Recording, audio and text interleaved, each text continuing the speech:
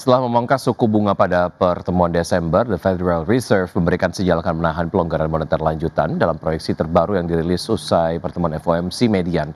Pembuat kebijakan hanya memperkirakan satu kali pemangkasan suku bunga sebesar 25 basis poin pada tahun 2026.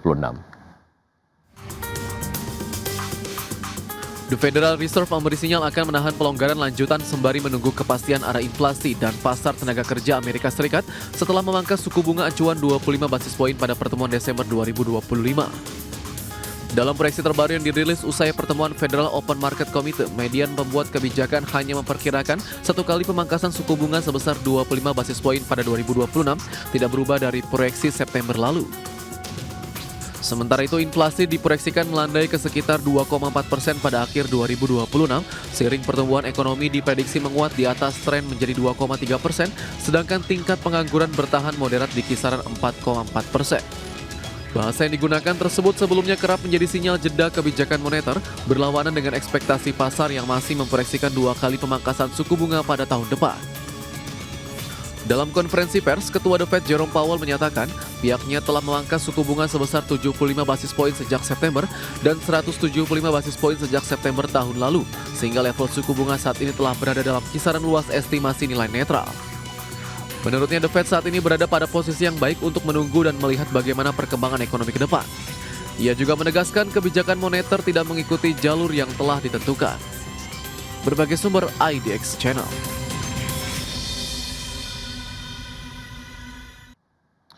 Harga emas menguat pada hari Kamis mencapai level tertinggi dalam lebih dari 1 bulan setelah keputusan The Federal Reserve memangkas suku bunga mendorong pelemahan dolar Amerika Serikat. Harga emas spot pelonjak 1,2% menjadi $4.280 Amerika per ons, level tertinggi sejak 21 Oktober. Sementara harga emas berjangka Amerika Serikat untuk kontrak pengiriman Februari ditutup melambung 2,1% ke posisi $4.313 per ons. Adapun sebelumnya The Fed mengumumkan pemangkasan suku bunga 3 secara beruntun namun mengisyaratkan potensi jeda dalam penurunan lebih lanjut seiring pemantauan terhadap kondisi pasar tenaga kerja dan inflasi. Adapun investor kini menanti laporan non-farm payrolls Amerika Serikat yang akan dirilis pada 16 Desember untuk mencari petunjuk baru terkait arah kebijakan moneter The Fed.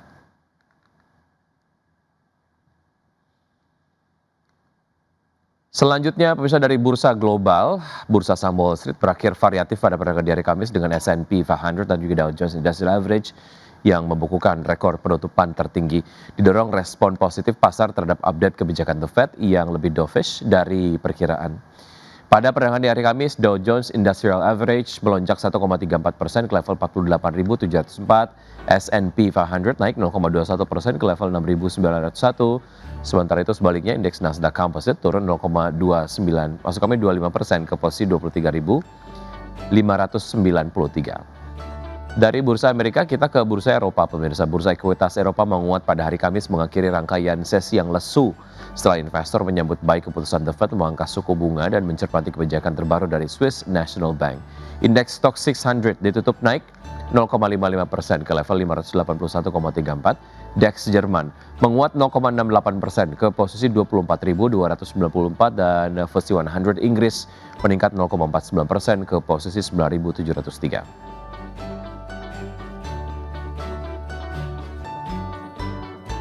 PT Agung Podomoro Land Tbk menjual 100% saham di dalam PT Karya Pratama Propertindo yang tercatat sebagai pemilik dan pengelola Hotel Sofitel Bali Ubud. Ya, manajemen perusahaan menyebut transaksi penjualan memiliki dampak positif terhadap kegiatan operasional dan kondisi finansial perusahaan.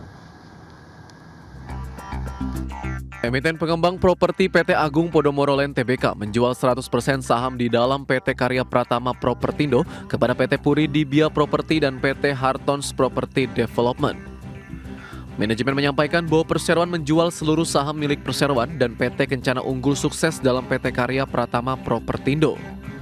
Merujuk laporan keuangan APLN per 30 September 2025, PT Karya Pratama Propertindo merupakan pemilik dan pengelola Hotel Sofitel Bali Ubud Resort and Spa.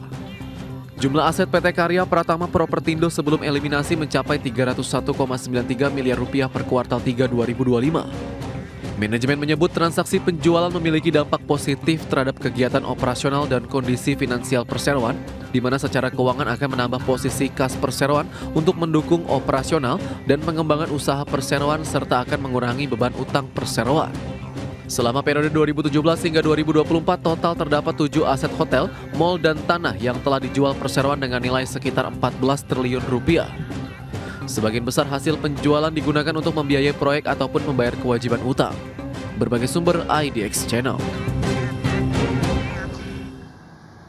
Emiten pelayaran PT Silo Maritime Perdana Tbk tengah bersiap memperluas bisnisnya di mana perseroan melalui entitas anak berencana untuk membeli 1 unit kapal Very Large Gas Carrier senilai 80,5 juta dolar Amerika atau sekitar 1,41 triliun rupiah.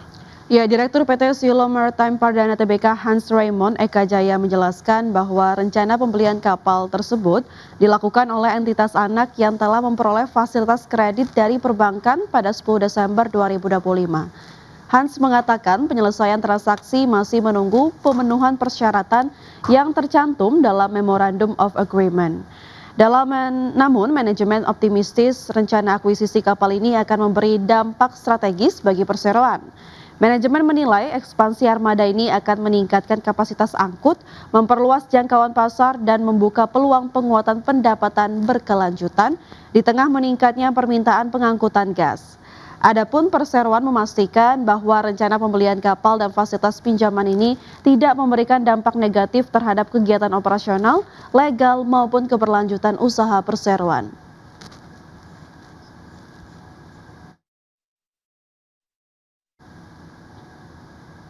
PT AKR Corporindo Tbk diyakini akan mencatatkan pertumbuhan kinerja positif seiring meningkatnya permintaan lahan industri di kawasan ekonomi hijau JIIPE Gresik. Ya, pengembangan fasilitas kimia oleh Golden Elephant menjadi pendorong utama optimisme ini. Penambahan investasi dari Golden Elephant di KEK JIIPE Gresik mengukuhkan posisi kawasan tersebut sebagai destinasi strategis bagi produsen global. Akra menyerahkan tambahan lahan 20 hektar untuk pengembangan fasilitas kimia ramah lingkungan, termasuk produksi melamin, asam nitrat, dan amonium nitrat. Perusahaan asal Tiongkok itu juga tengah mengkaji pembangunan fasilitas amonia dan urea sintetis. Manajemen Akra menargetkan penjualan lahan 80 hingga 100 hektar di JIIPE pada tahun 2025. Anggapan bahwa permintaan kawasan industri terus menguat, terutama dari industri kendaraan listrik, logistik, dan manufaktur mendorong optimisme perseroan. Anggapan ini diperkuat oleh fasilitas pelabuhan, utilitas lengkap, serta kepastian lahan yang menjadi unggulan JIIPE atau JIPE.